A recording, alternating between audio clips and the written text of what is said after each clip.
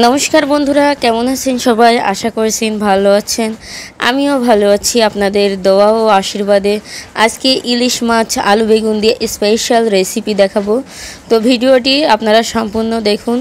আর এতক্ষণ আমি যা যা বলবো এই ভিডিওর মধ্যে সবই মিথ্যা কথা বলবো, পরে যে সব সত্যি কথা বলবে, ঠিক আছে? তো কি মিথ্যা বললাম আর কি সত্যি বললাম, তো আপনারা অবশ্যই ভিডিওটা দেখবেন। এই রান্নাটা মানে আমি যখন করি তখন এমনিতেই জল চলে আসছিল আমার জিভাতে, ঠিক আছে? আর তারপরে তো আবার এখন তো আমি যখন ভয়েসটা দিতে যাই তখন তো মানে কি আর বলবো ফ্রেন্ড, জানেন না, এতটা মানে খেয়ে হয়নি দুপুরে, মনে হচ্ছে আবার খাই, ঠিক আছে?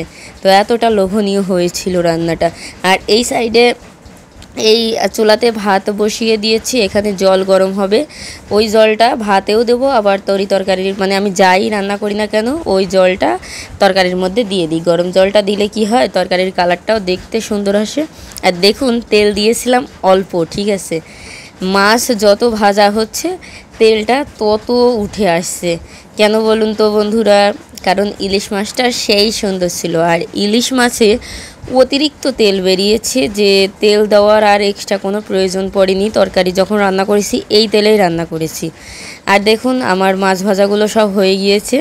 আর এদিকে জিরা ফোড়ন দিয়ে তারপরে এখানে কিছু কাঁচা লঙ্কা দিয়ে এখানে বেগুন আর আলুটা দিয়ে দিচ্ছি। এখানে আবার আমি সব মশলা অ্যাড করব। এখানে একটু ঝালের গুঁড়া দিচ্ছি, হলুদের গুঁড়া আর লবণটা দিয়ে, বেশি মশলা না কিন্তু, কোনো পেঁয়াজ রসুন ছাড়াই, ঠিক আছে? খুবই অল্প উপকরণে দিয়েছি। আর এদিকে তো পুরো ঘেমে গিয়েছি, সেটাই বলছিলাম যে এত গরম মানে ভাষায় প্রকাশ করা যায় না।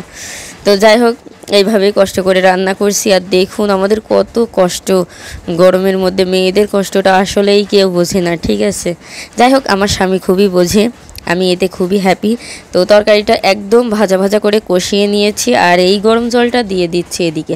তারপরে চাল ধুয়ে ওর মধ্যে দিয়ে দেবো, গরম জলটার মধ্যে চাল ধুয়ে দেবো, ওই চুলাতে ভাতও হয়ে যাবে আর এদিকে আমার তরকারিও হয়ে যাবে। কি দুর্দান্ত, তাই না বলুন? যাই হোক, এই চুলাটা এমনই। আর আমি কিন্তু মাটির উনুনে রান্না করছি, এখানে নেদি দিয়ে রান্না করছি আর কি।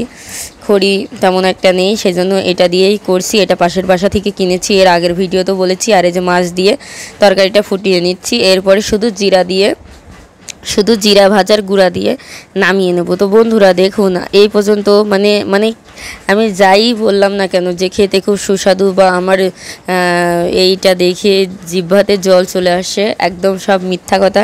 কারণ আমি ইলিশ মাছ খাই না, কিন্তু ইলিশ মাছটা দেখতে রান্নার পরে এতটা দুর্দান্ত এসেছে মানে ভাষায় প্রকাশ করতে পারবো না, ঠিক আছে?